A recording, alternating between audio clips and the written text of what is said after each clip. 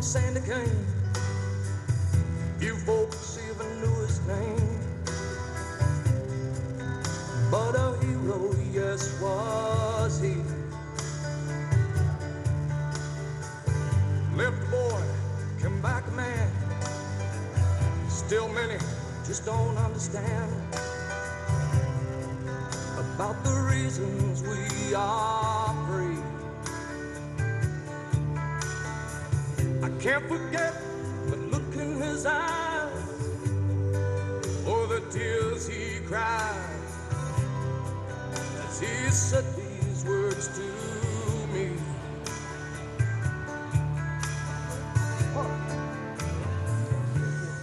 All gave some gave all.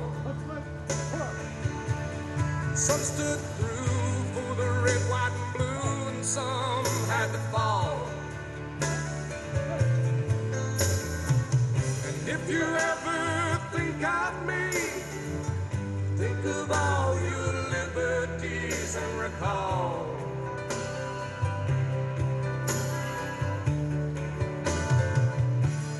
Some gave all.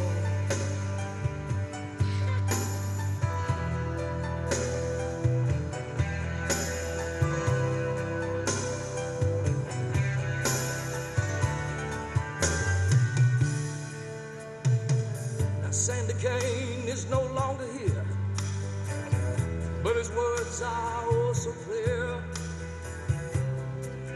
as they echo throughout our land.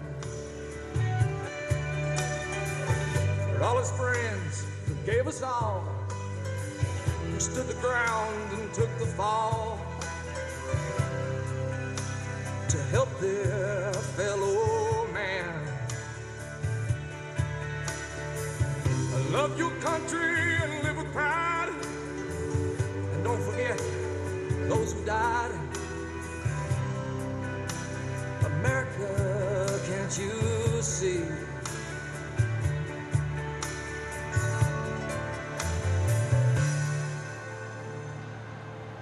All gave some,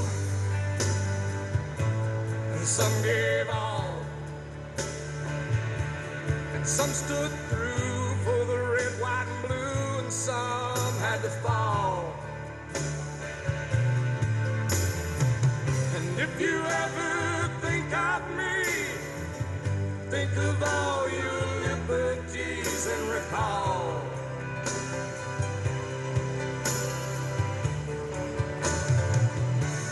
Some gave all.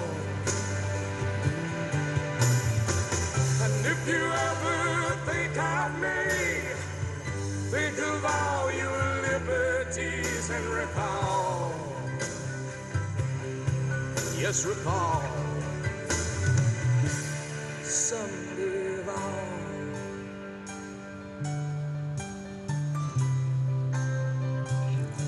Some gave all.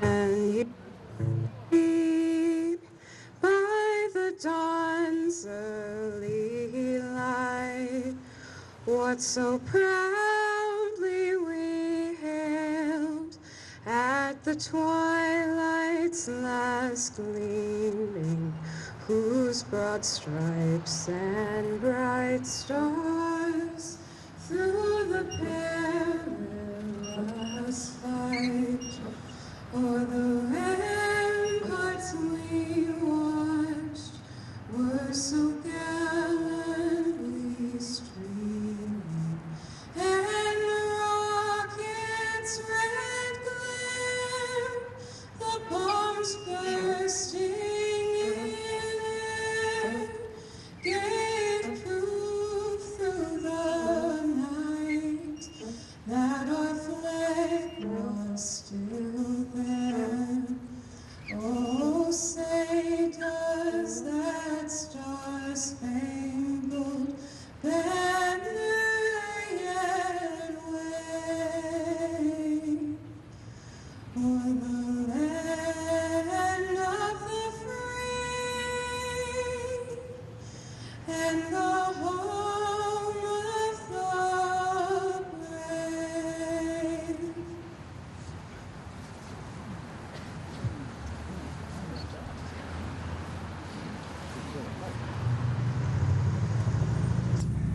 Thank you and welcome to this the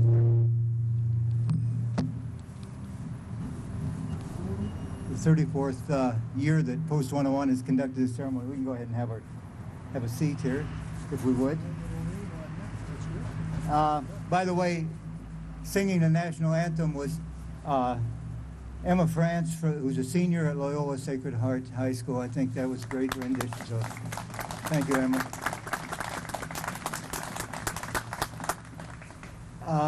Father Noonan will now deliver our invocation.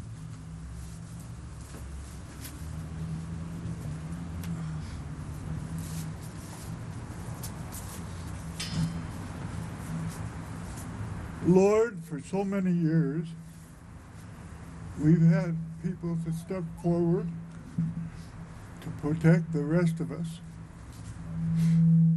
And we especially are grateful for them. And today we remember all of our veterans. Bless them, Lord. Bless their families. We pray this in God's name. Amen.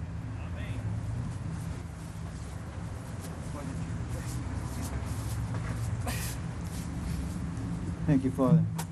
Again, by way of introduction, this is the 34th year that Post 101 has consecutive year that we've conducted this Veterans Day ceremony. It's an outdoor ceremony. Can you turn the speakers? An outdoor ceremony. There's a reason why we have it outdoors. Last year we moved it inside because it was so miserably cold, but we have it outside for a good reason, and the reason is that our speaker system is. How's that? Okay. Anyway, we have this ceremony outdoors, and we do have some tents and some heaters here for you. Just be careful you don't burn yourselves on them. But we've had some cold years, but the reason we do it outside is because basically this is a day to honor veterans and a day to share the experience with veterans, and veterans don't get to decide as soldiers where they're going to fight their wars. And so we've had this ceremony outside each year, in part because we're actually trying to share the experience as well as remember veterans. And so I got a couple of announcements that I want to make. First of all, Senator Tester is our primary speaker today. Normally I would have put him farther down in the agenda so he had star power right at the end to like batting cleanup sort of. But Senator Tester has to be down the Bitterroot to do a Veterans Day ceremony this afternoon, or in short amount. So he's going to have to leave at 11:30. So so I moved him to the pretty much to the front of this ceremony. But one other thing we've added this year is we're presenting some not really awards, but some recognitions to various people who have, we call it the Friend of the Veteran award or recognition. This is the first time we've done it, and the first recipient of this award, I left it back there, but the first recipient is actually former Representative Pat Williams, who was a friend of veterans. And those of you who were around with Pat Williams, you know that Pat always was a veteran's friend. Pat did a lot of things for veterans, including for the vet centers here in Montana, were primarily the work of Pat Williams and Tom Dashel and some others. Also, for those of you who are Vietnam veterans, in the early days after Vietnam, in order to claim Agent Orange contamination, Agent Orange poison, the Vietnam veteran was expected to prove they'd been exposed to Agent Orange. Now, that's a pretty impossible task. How do you prove you were sprayed by Agent Orange? Unless you were taking a movie of the plane when it flew over, you'd have no absolute evidence. Pat Williams and Tom Dashel and some others were able to get that changed so that simply being in country was sufficient evidence that you had been exposed to, or there was a presumption you'd been exposed to Agent Orange. So our first Friend of the Veteran Award is going this year to former Representative Pat Williams, who couldn't be here. He's out of state, and his wife's out of state, and all his family's out of state. So we're doing this award in absentia. But Pat, thank you for all the work you did for veterans and for Vietnam veterans and for the entire veteran community. I think a round of applause is appropriate.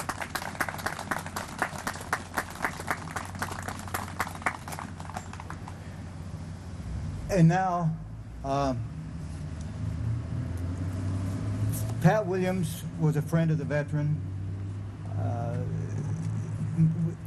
We had Senator Mike Mansfield, who was definitely a friend of Montana's veterans.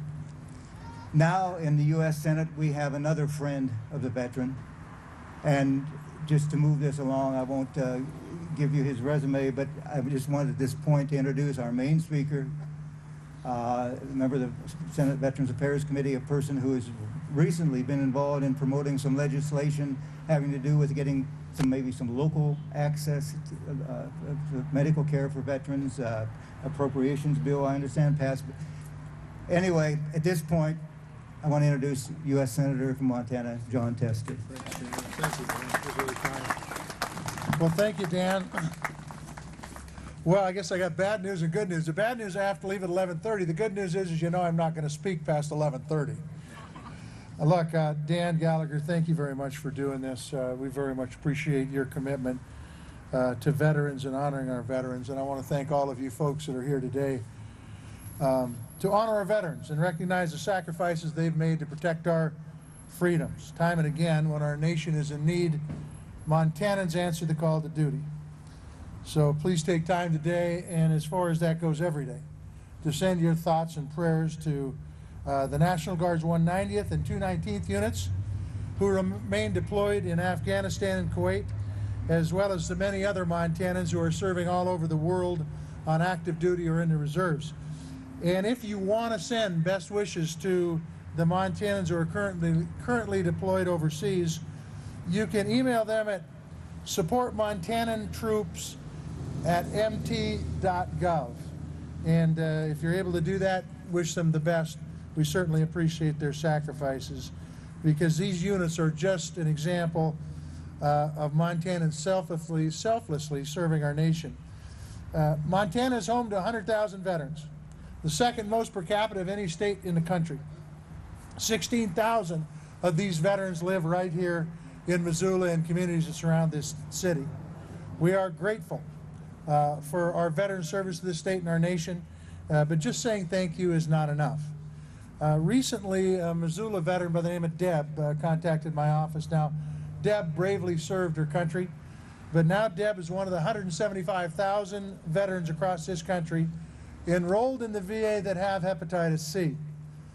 Deb is unable to receive the treatment that she needs in a timely manner because she's on a wait list driven by VA budget constraints. Today, the average veteran in Missoula has to wait 7.5 days to see their primary care physician at the VA, and in Great Falls they have to wait over 20 days. It's unacceptable in both cases. Folks in Washington have been quick to send our service member into harm's way, but they have failed to understand the true cost of war, of taking care of our veterans. Too many folks in D.C. fail to understand that service and sacrifice are obligations veterans accept willingly when they sign up or they're called to serve. But when we fail to support our veterans, we're dishonoring their service and their sacrifice. And it is time to change that. And that's why yesterday, I, along with other folks in the Senate, took to the Senate floor and we passed an amendment that invests an additional $1.9 billion for VA medical services. Now, I'm here to tell you that amendment passed unanimously. That simply doesn't happen in the United States Senate these days. But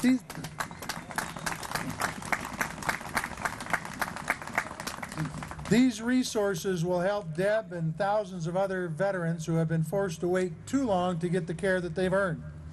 My amendment will help those of you who have to travel to Fort Harrison or Spokane for treatments to get reimbursed more quickly. And it will reduce the amount of time that you have to wait to receive prescriptions. This $1.9 additional billion is what the VA needs to take better care of our veterans.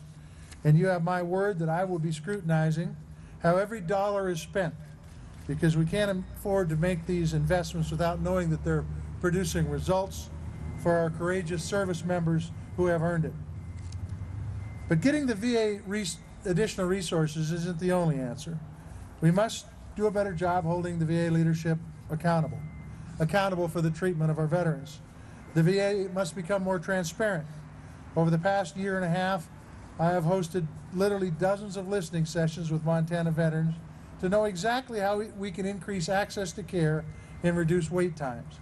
And that is why I'm working with local hospitals and healthcare providers to create more partnerships with the VA, establishing more residency slots for young doctors, to be able to recruit and retain more mental health care providers and hire more physician's assistants to reduce wait times.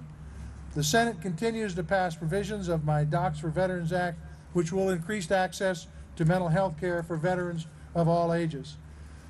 And as Dan pointed out, we're pushing to extend benefits to more of our veterans who are exposed to Agent Orange. But access to quality health care isn't the only issue facing Montana veterans. After hearing directly from Montana veterans, I was able to sit down with a chap by the name of Jerry Moran, a senator out of Kansas. He's a Republican. And we wrote a bill that provides veterans with the opportunity to pursue their dreams of owning their own businesses. This bipartisan bill will help veterans start their own small businesses as they transition away from military service and begin the next chapter of their life. As the only Montanan on the Veteran Affairs Committee, I will continue to be your voice. I will continue to hold the federal government accountable and to ensure our veterans are heard. Our efforts to improve access to good health care and good education and quality housing and better paying jobs should be as unwavering as the commitment when we send these brave men and women to serve our nation.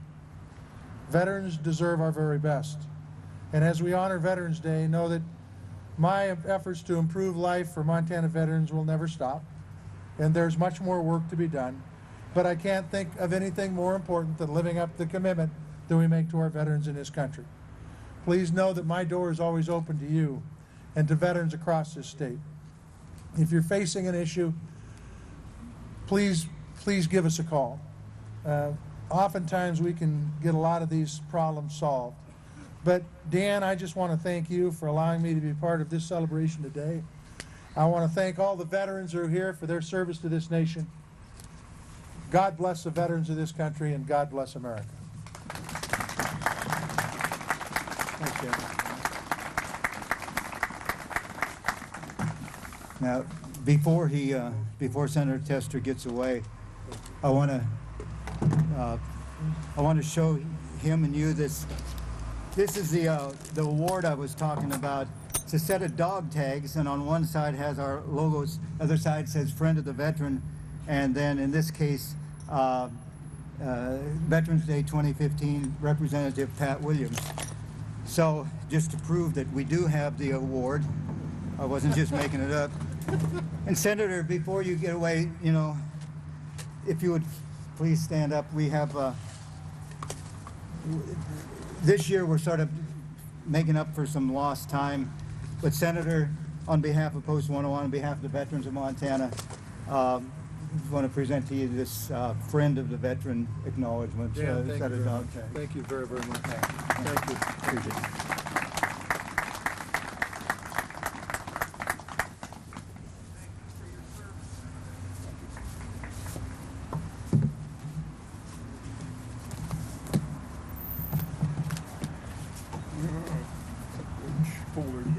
It's in your yellow one. Oh, it is. Okay. All right. I didn't really get too much of a chance to look through this stuff this morning because I was kind of off on another errand. And I went down and picked up Father Noonan and brought him back up here so he could give the invocation. And before I do go ahead with this, we were coming up here and we're talking about how it's a little bit chilly this morning, and I couldn't help but think about my dad coming home from World War II on Veterans Day in 1945. He came into Wolf Point, Montana, and he got off the train, and it was about 20 below, and the snow was blowing, And he told me later, he said, Keith, he said, I almost got back on the train and left again. He'd been gone about 4 years. Anyway, that's just kind of a sideline. So now I'm going to read a letter to you that was sent to us by Governor Steve Bullock. And it goes as this. It says, Dear veterans, military families, and Missoula residents, I am pleased to welcome you to the Missoula Veterans Day ceremony. I wish I could be here today to participate in today's events. As Montana's governor, it is an honor to recognize the men and women who have served Montana and their country. I extend a warm thanks and sincere appreciation to the soldiers, sailors, Marines, and airmen and women for the work they do, both here in Montana and deployed far from home. Montana has one of the highest per capita rates of veterans in the country, and our servicemen and women are an important part of Montana's communities. These brave citizens and their families have made great sacrifices to protect our loved ones, and their commitment to our safety and freedom should be honored, not just today, but every day of our lives. We gather here to honor veterans from the Missoula community for their dedication, sacrifice, and bravery in their service to the great state of Montana. But when the battle is over and our veterans return home, we must fulfill the promises that we made to them. Whether that means returning home to have a job waiting for them, providing greater opportunities to expand their education, or access to the quality health care they need and deserve. We must recommit ourselves to fulfilling the promises made to our servicemen and women. For many, when the guns of war fall silent, the battle has just begun. Today, we ensure that no matter what, Montana's veterans will have our full support. I want to thank you all for being here today, but most importantly, I'd like to thank all the members of our armed forces and their families for their service and the sacrifices they have made, so we may continue to enjoy the freedoms we hold dearly. Sincerely, Steve Bullock, Governor, State of Montana.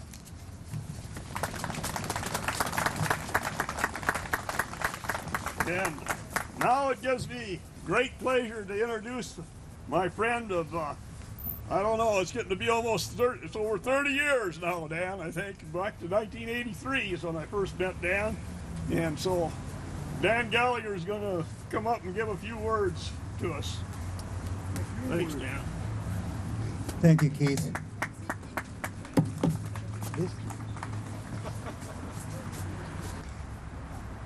Moving right along, in a moment we're going to be placing some memorabilia on this table, recognizing the veterans and their service, and in line with our theme, some of the issues that veterans face when they come back from war. Our theme this year's ceremony is "So You Think the Battle is Over." And of course it's a reference to the fact that when the guns do fall silent, the battle doesn't end for veterans, it just changes to a new type of battle. And I wanted to make some remarks. You know, when our founders adopted this nation's birth certificate, the Declaration of Independence, they committed themselves to the dangers that lie ahead. They pledged their lives, their fortunes, and their sacred honor, and there was no turning back. In taking that stand, they committed not only their own mortality, but that of every colonial soldier who would take the field of battle against the foe. The danger to each Minuteman was every bit as great as that facing the signers of the Declaration, and their heroism was just as sure and true. These soldiers were praised and thanked by no less than George Washington himself, but despite the gratitude as the ex-soldiers who had gained us our freedoms, they received little in the way of medical care or compensation for their ongoing suffering. And 80 years later, President Lincoln said in his second inaugural address as the Civil War was winding down that the Americans had a sacred duty to bind up the nation's wounds, to care for him who shall have borne the battle, and for his widow and orphan. And while there were some government programs designed to benefit the war's veterans, such as the Homestead Act, once again little was done to treat their war wounds or to help them be made whole as citizens. However, Union veterans did organize, and they lobbied the government for veterans' rights so aggressively that the U.S. Speaker of the House of Representatives, Thomas Brackett Reed, remarked that the veterans saved the country, and now they want it. What they wanted, though, was treatment for battle scars, some form of economic and social assistance to help them fit back into society, and the honor and recognition that they felt they deserved, had the right to. But as the years passed, recognition of and respect for the veterans' service and sacrifice faded, as did the veterans' hope. But hadn't it always been that way?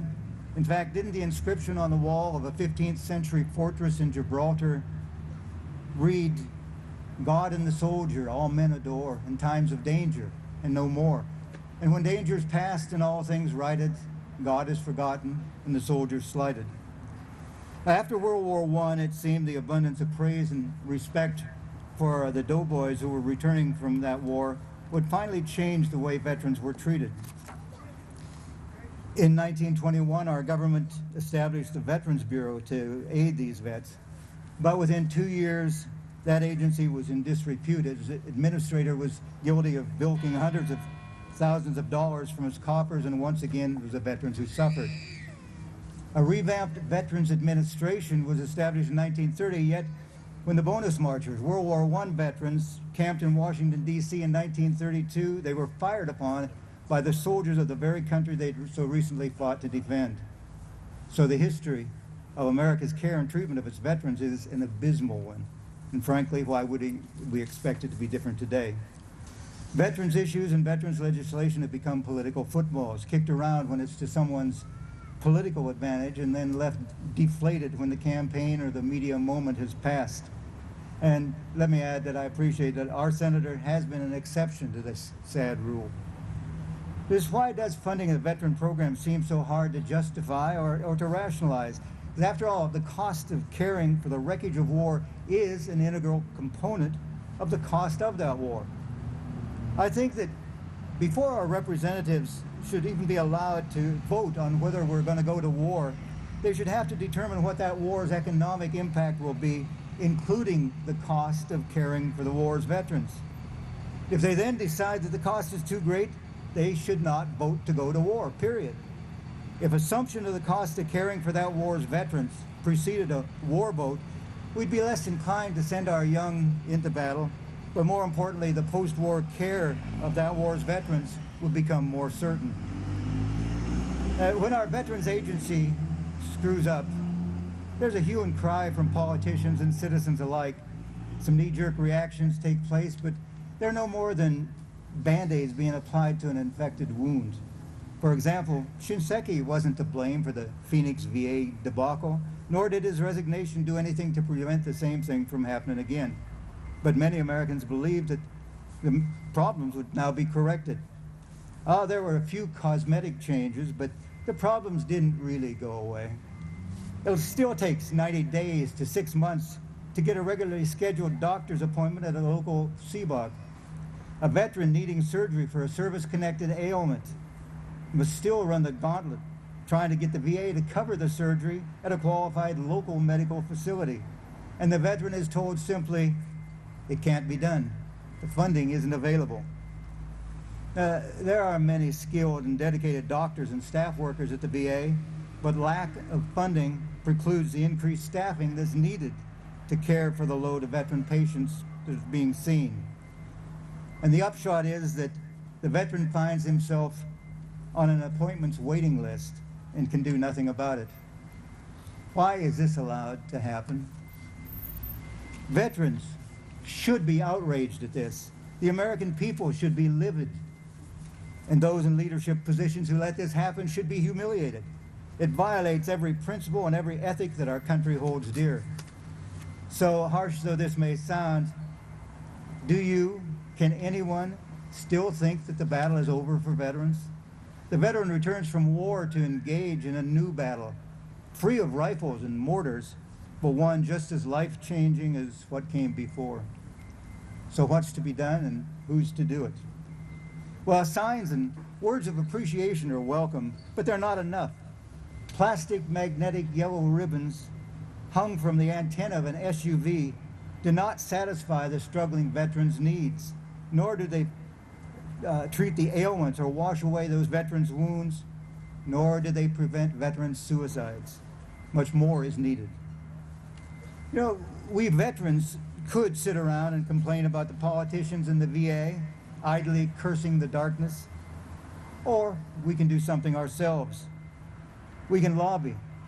We can take the opportunity to remind those responsible of the needs and rights that veterans have earned through their service.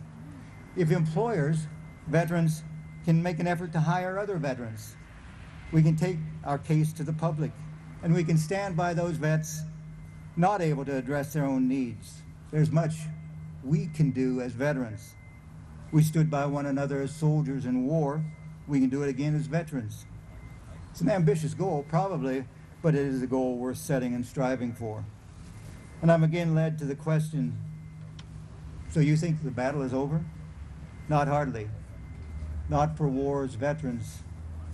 Wars have their ending, but the new battle that veterans face after their return from war is a long twilight struggle for promises kept and for justice. But by working together, veterans' families, America's citizens, our government, and our political leaders, the outcome can be what we hope for. Veterans have special needs and experiences, but they also have a special place in the fabric of our society. Civil War historian Bruce Catton said that the nation's veterans continue to serve long after the war, and that simply by existing, quote, they unfailingly express the faith we live by as a nation. Our government and its leaders and the rest of the American population must now keep that faith. Together, the new battle that faces veterans can be fought to a successful conclusion. And together, with veterans fully involved in that effort, this is one struggle that we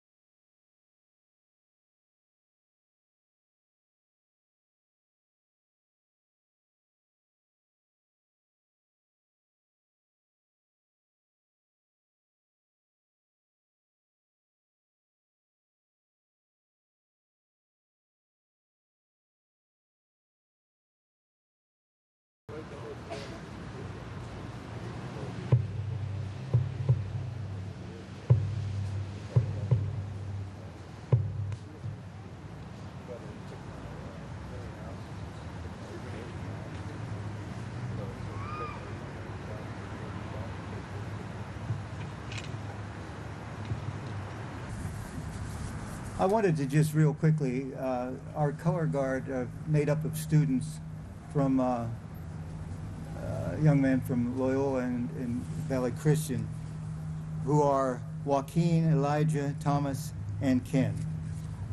I guess they don't have last names, but that's it. Okay.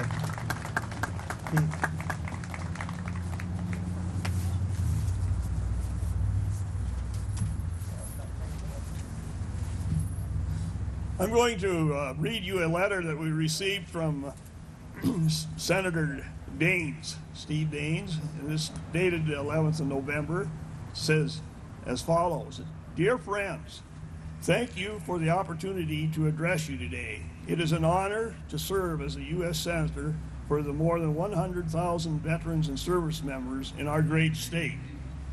On this day each year, we gather across Montana and all around America to show our respect and gratitude for those who have served our country.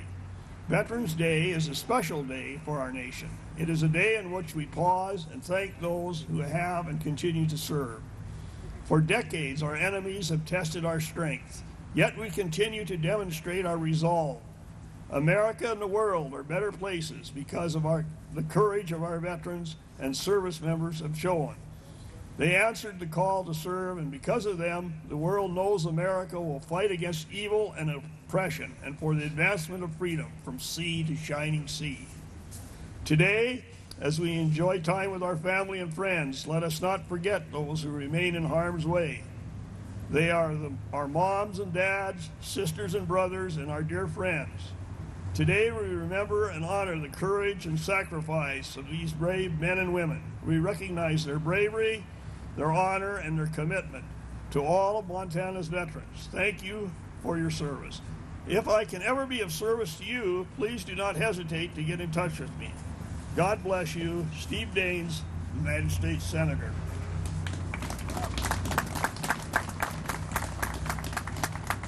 And now it is my distinct pleasure to introduce to you Gene Curtis, the County Commissioner of Missoula County.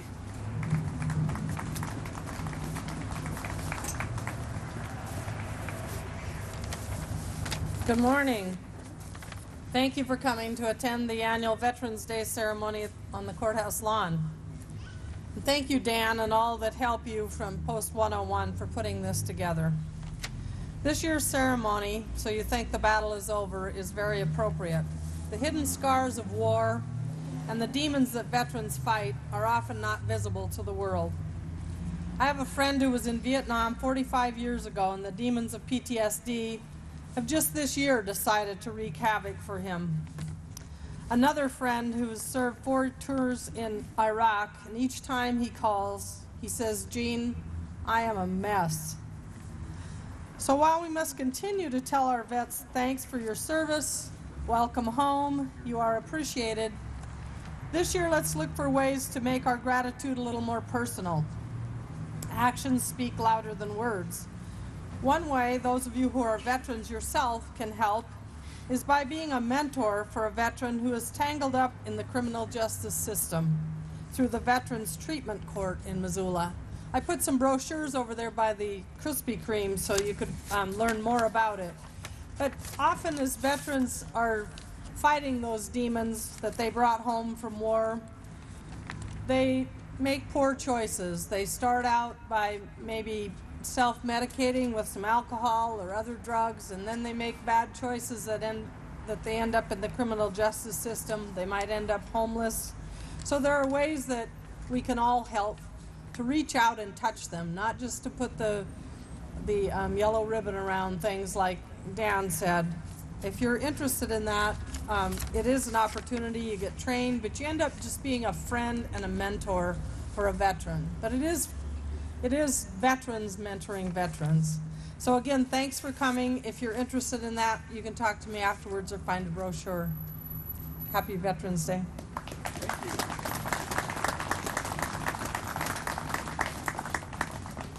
Thank you, Gene.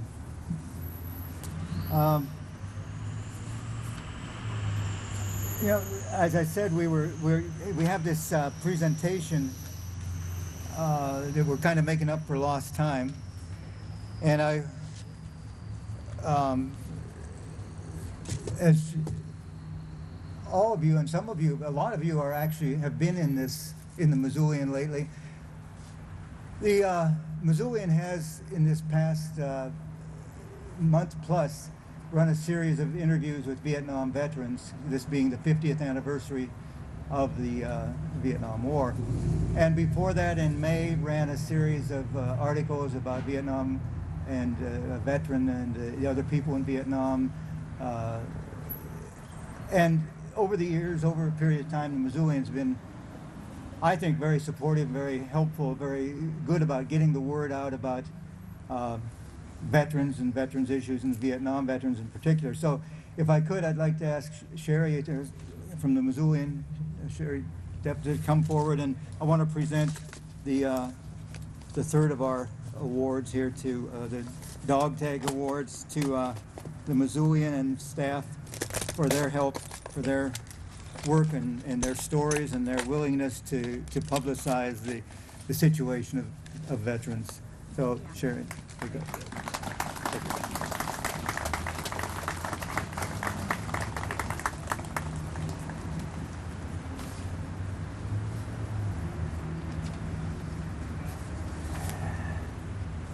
And now I guess I have to do this. Every year for the past many years, our mayor has been coming to our ceremonies, has been adding to the charm of this event, and he's here again this year even more charming than before. So would you please welcome Mayor John Engen.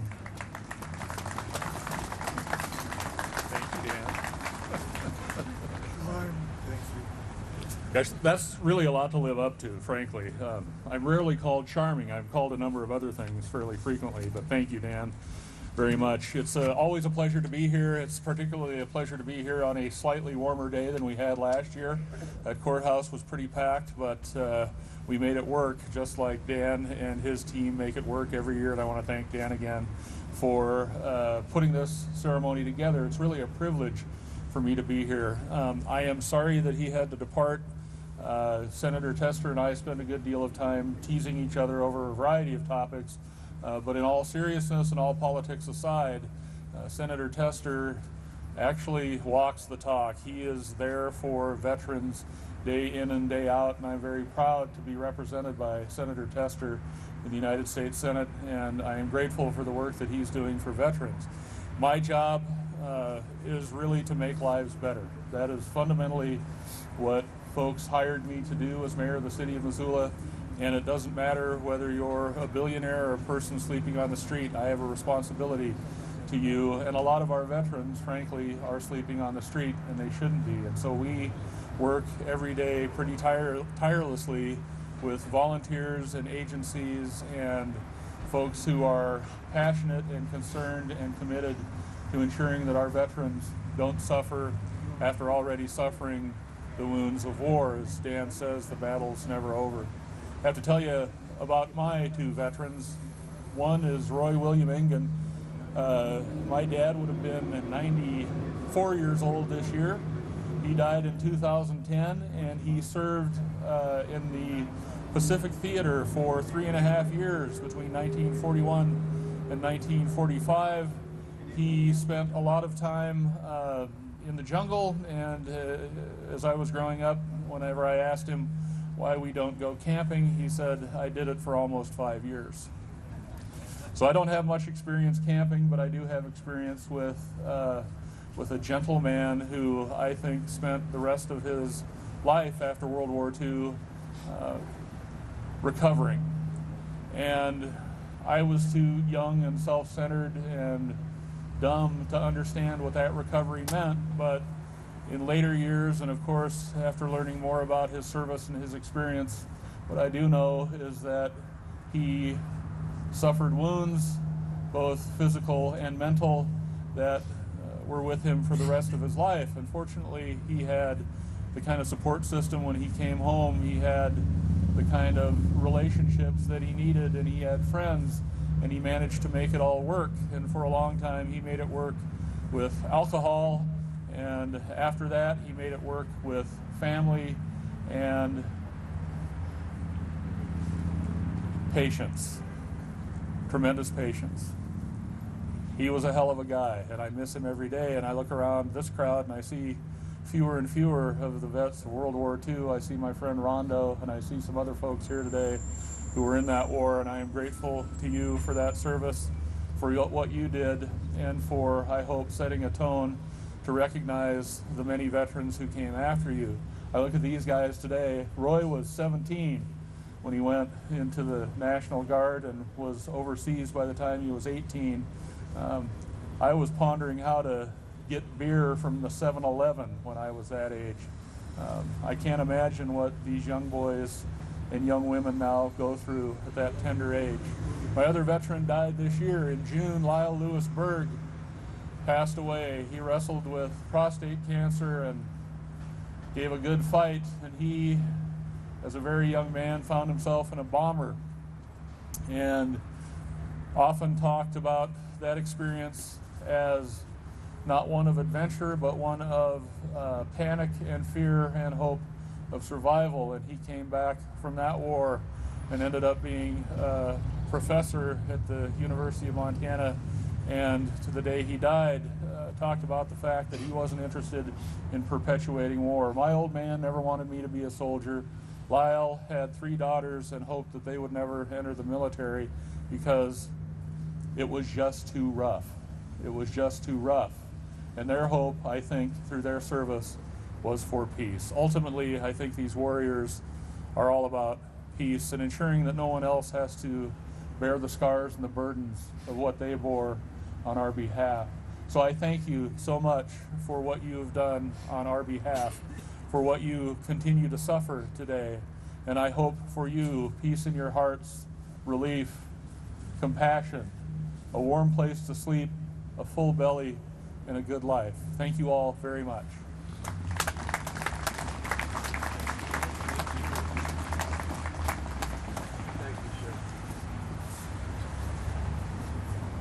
Thank you, Mayor. Every year we make this ceremony available to the public. This is Veterans Day. This is a day when veterans organizations are especially active, but this is also a day when veterans' families, veterans' friends, buddies, classmates, others stop to recognize, to honor veterans. And this is basically your portion. This is your time. This is a time for you to share with your veteran that's important in your life. All of us know veterans. You know, roughly 12% of the population is veteran. When you add in spouses and children, a huge constituency of veterans in this country. At this ceremony, we try to involve you in this remembrance. Post 101 buys carnations, red, white, and blue carnations that we have you available to you to place on this honor table, to come up and place on this table in remembrance of a veteran who was important in your life. So Aaron and Alan will be out there handing out the flowers. Feel free to come up, state the name of the veteran you're remembering if you wish, make sign of the cross, salute, whatever gesture you would like to when you place the flower on the table. Now to begin this, Betsy and Saban and Doug Chase are going to be presenting a red, white, and blue flower in remembrance of all veterans of all war eras. And after that initial part, then the rest of you line up and you'll be given a flower to place on this table. And we'll do this, there'll be background music. By the way, the background music to begin with is Eric Clapton's instrumental version of Danny Boy. But so as the songs play, feel free, allow enough privacy for the person in front of you to have that moment of remembrance, but we want to, of course, keep it moving. So this is the chance, this is your portion, this is your Veterans Day. This is a time to come up to say, I remember you, I honor you, to your veteran friend, to say thank you, perhaps even I forgive you, and to say I love you, respect your service, and welcome home. We begin.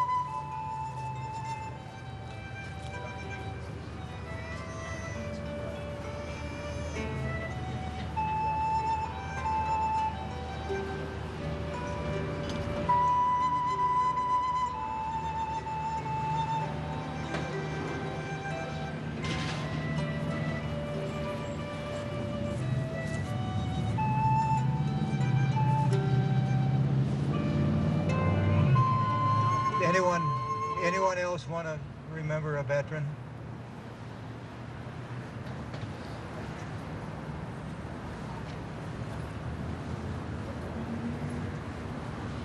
I have a couple pieces of housekeeping. The three people who brought up the original flowers were Doug Chase, who was former sheriff and police chief, Betsy Mulligan Degg, the executive director of the Jeanette Rankin Peace Center, and Saban Doxey, who is Miss Montana, USA.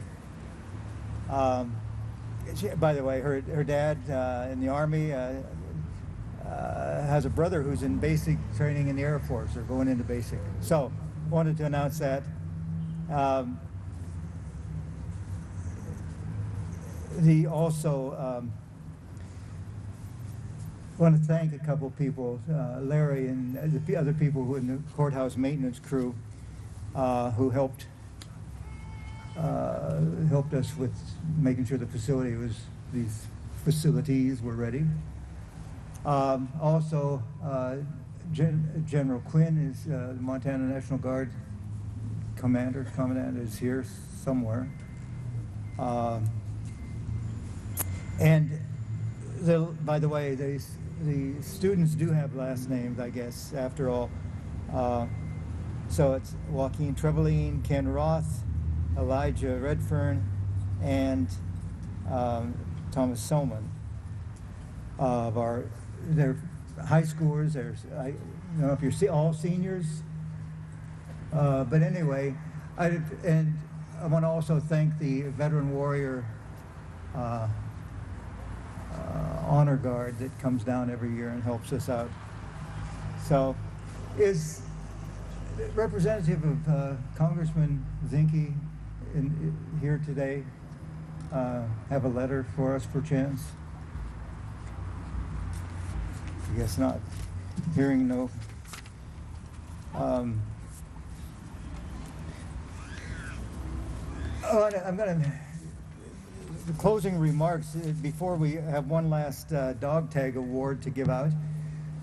I think tonight is there's something at Kettle House in honor of veterans. Is that correct? 7 o'clock. 5 to 8. 5 to 8. I thought you were betting on something there. Okay, and also after this ceremony is over, as always, the Old Post Pub over at 103 West Spruce will be serving chipped beef on toast, or you can whatever you want. This is my time. Chipped beef on toast is a traditional Old Army cuisine, if you will. Chipped beef on toast is often referred to as SOS, and here it comes. We all know what SOS stands for. SOS stands for chipped beef on toast. So, okay, we have Congressman Zinke's not here. Okay. We have one more dog tag award, and this individual is with the DAV, drives a DAV van. He was a career Navy person. We'll forgive him for that. But he has been helping veterans for many, many years, continues to work with veterans. He is involved whenever there's a stand down, whenever you need any kind of assistance in filing benefit claims, etc. You can call on him. He's also the head of the United Veterans Council here in Missoula, and he's going to be here for some time to come. He's driving the DAV van back and forth, one of the drivers of the DAV van. Anyway, I want to introduce and present to Eric Wells our fourth and final dog tag award of the day.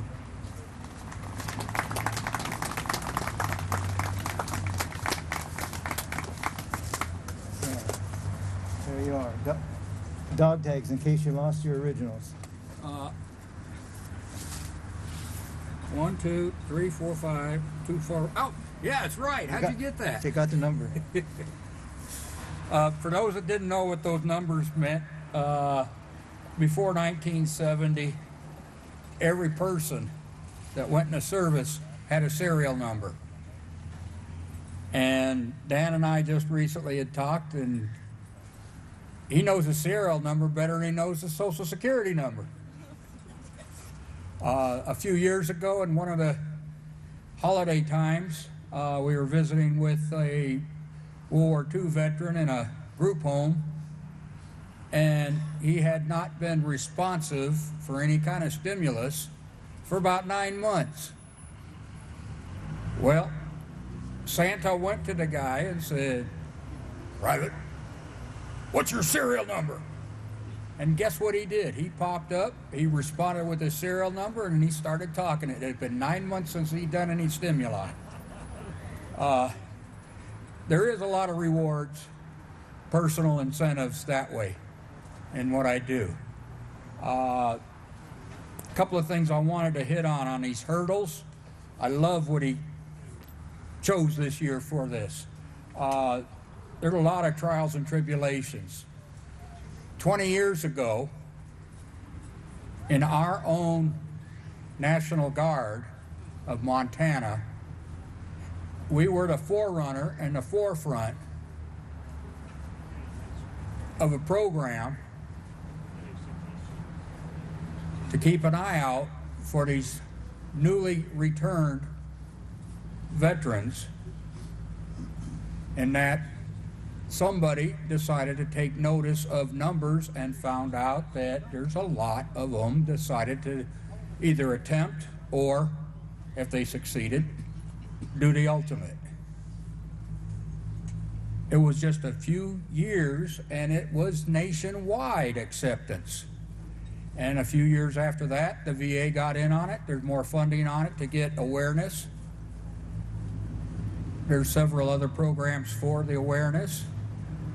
In Montana going right now, there's a new program. There's 6 other states that are watching it. And I'm glad to say that our second semester, we've had a couple other students join in. We've got about a half dozen now in the state. It's a crisis veteran EMT. You get certified, trained.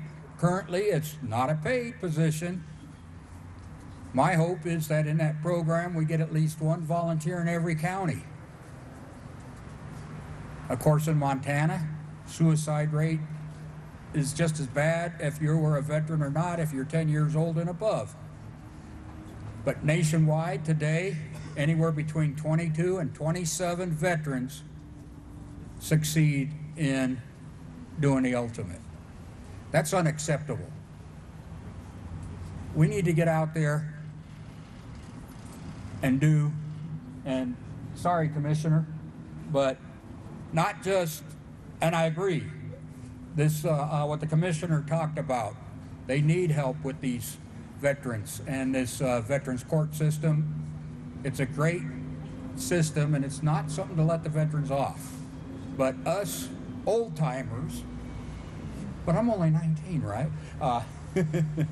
Us old timers need to talk to these newer vets. And it doesn't matter if they're 40, 50, 18, but we need to get and put our hand out to them, embrace them, take them under wing, and keep them on both the straight and narrow and pass on and help them get through and get back into society. We need to do that. John here with the university veterans and every one of the campuses tend to think that they're in their own little clique, and it's unfortunate. Mayor Engen being here, the commissioner, the other politicians, sorry about that foul word, they're here honoring us. They do, during their day-to-day activities, honor us. We need to continue. The services that the VA is working on the mental health, there's not enough money. And every service that is given, unfortunately, it takes money or it takes a volunteer. We are unique in Montana. There isn't one resident of Montana that cannot say they do not know a vet because they either have a neighbor or somebody in their family. We are a very unique state. Anyway, I've seen some snowflakes coming out of the sky, so I could go on for hours. But Dan, I guess I've known you 21 years now. I've been retired 22 years now. But we work together. When I have a hurdle that can't get through and maybe you can help them, I refer you, and we talk back and forth all the time. I'm very appreciative of your friendship, and let's keep it on. I know I inherited the commandership of the UVC from you, but Well, thank you very Thanks, much. Derek.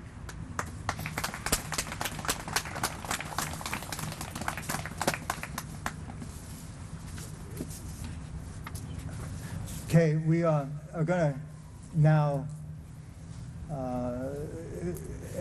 basically at the end of this ceremony. This is referred to as a wreath-laying ceremony, and so now we begin with the wreath-laying portion of this ceremony. Two wreaths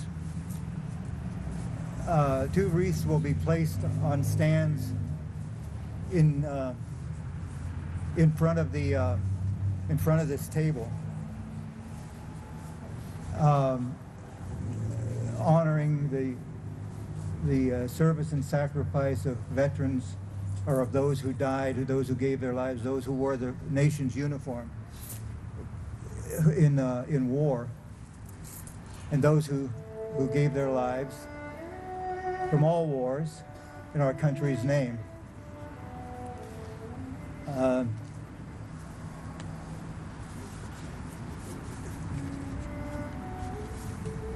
The wreaths will be put in place by Mayor Engen and Commissioner Curtis on stands in front of the table will be put up.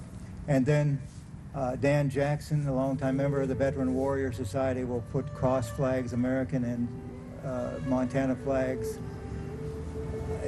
at the table, not only in remembrance of veterans, but in remembrance of members of the Native population who have served and sacrificed for our country. So now we honor those who gave all in that last big battle they fought. When I am down and oh my soul so weary, when troubles come and my heart burdened be, then I am still and wait here in the silence until you come and sit a while with me. You raise me up so I can stand on mountains. You raise me up to walk on stormy seas. I am strong when I am on your shoulders. You raise me up to more than I can be.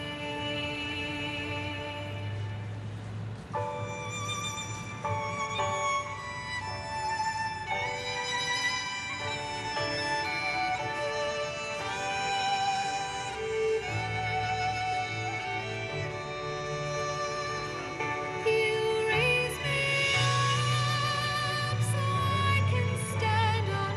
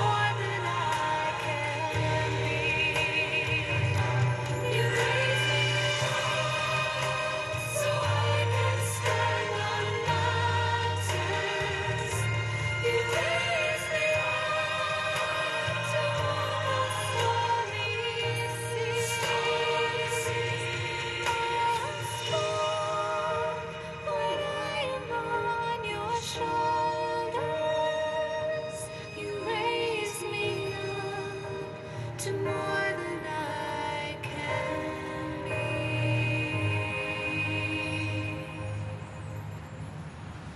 You raise me up to more than I can be.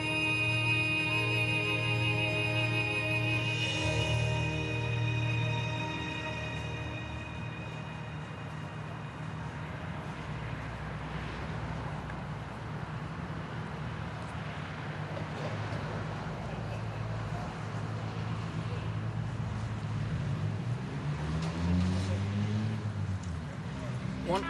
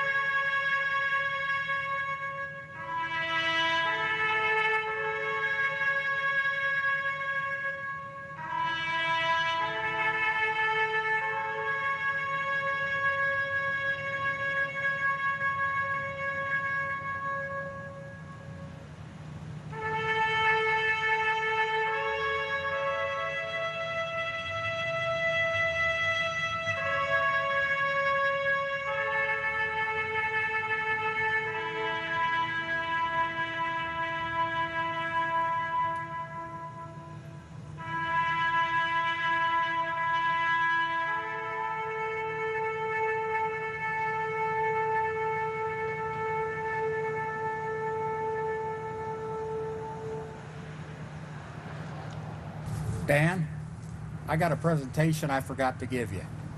What's that? For many years, you've asked me to help out with some. Tell him to stop. Oh, wait a second on the flag.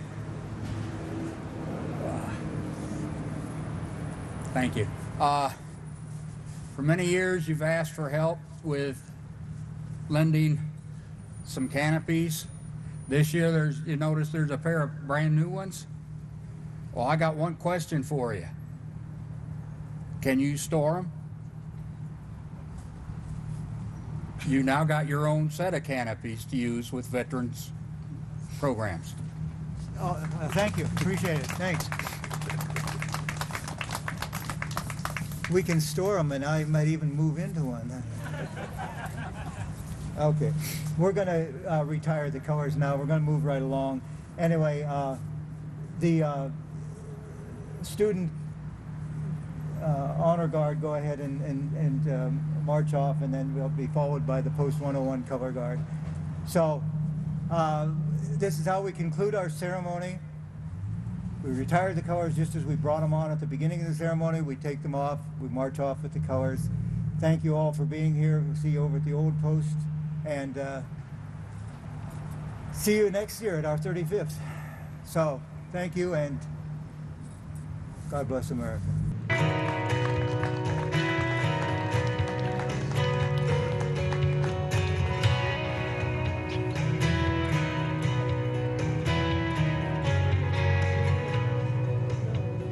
West, on a plane bound west, I see her stretching out below.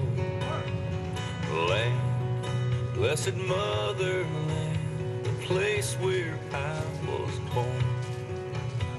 Scars, yeah, she's got her scars. Sometimes it starts to worry me. 'Cause lose, I don't wanna lose sight of who we are. From the mountains high to the wave crashed coast, there's a way to find better days, I know.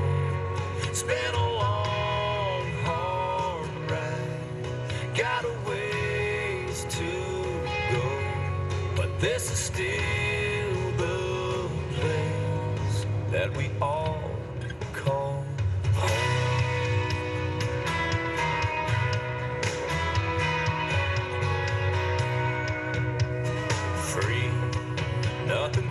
feels like free, though it sometimes means we don't get along. 'Cause saying, no, we're not the same, but that's what makes us strong. From the mountains high to the wave-crashed coast, there's a way to find better days. I know it's been a long, hard ride, got a ways to go, but this is still the place that we all call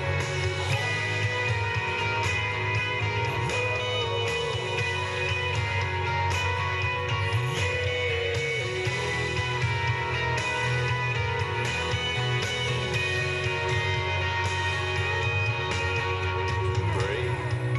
Gotta call it brave to chase that dream across the sea. Names, then they sign their names for something they believe. Read how the blood ran red.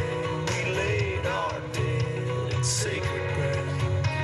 Just think, wonder what they'd think if they could see us now.